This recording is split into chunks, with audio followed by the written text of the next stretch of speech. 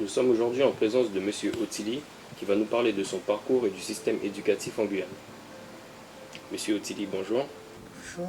Pourriez-vous vous présenter et parler un petit peu justement de votre parcours? Je suis né à Mana, une commune proche de celle de Saint-Laurent-du-Maroni, le 26 mai 1917. Mes parents étaient modestes. Mon père, bijoutier, exploitant agricole. Ma mère avait fait des études jusqu'au brevet élémentaire. Et puis, ils s'étaient fixés à Mana. Ils nous ont donné une éducation familiale sérieuse que nous suivons jusqu'à présent. Ensuite, j'ai dû, après avoir obtenu mon certificat d'études, rester à Mana un certain temps. La situation de mes parents avait changé. Mon frère était au collège à Cayenne et déjà c'était une lourde charge. Ce n'est que quelques années après que je suis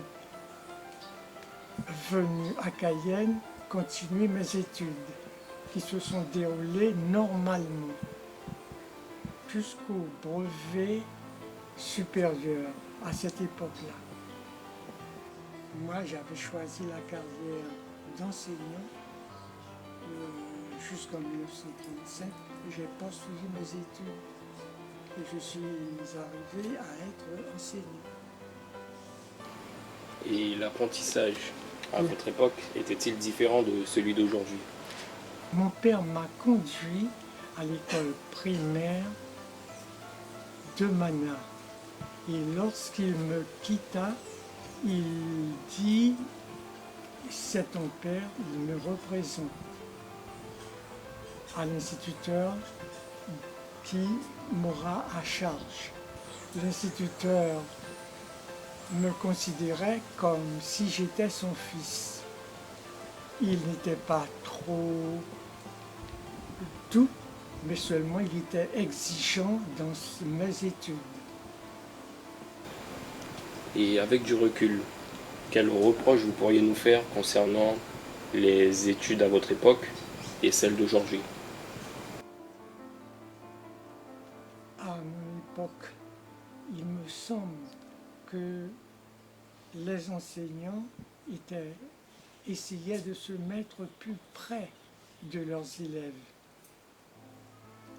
tout en leur demandant beaucoup. Mais de leur côté, ils se dépensaient pour leurs élèves. Alors, pourquoi a-t-on créé le CEMEA? Les centres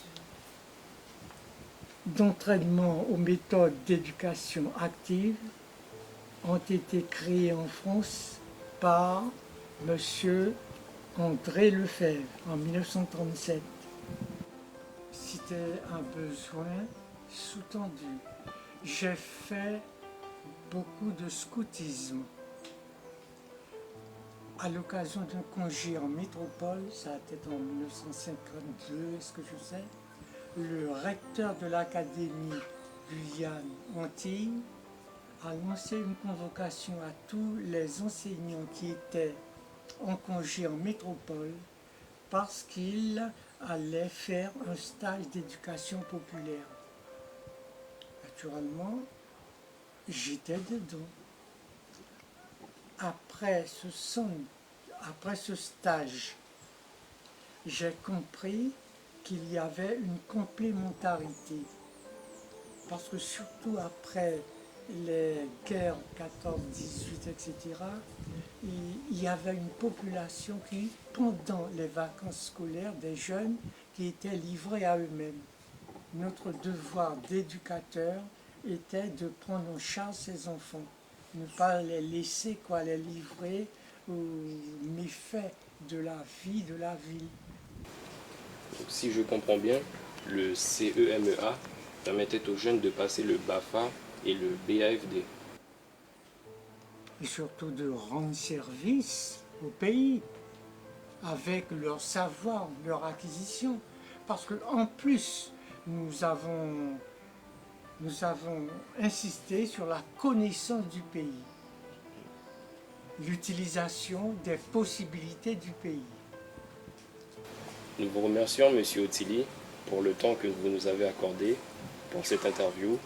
Je vous remercie au nom de mes camarades de l'option cinéma audiovisuel du lycée Lama Prévost et je vous laisse nous faire part de quelques mots.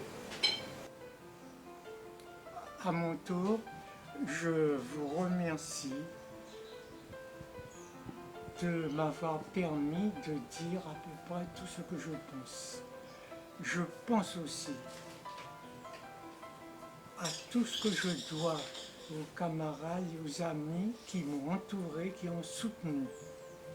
Je pense aussi surtout à Garande, Madame Jean-Louis et à d'autres dont les noms ne me reviennent pas. Merci beaucoup, où que vous soyez.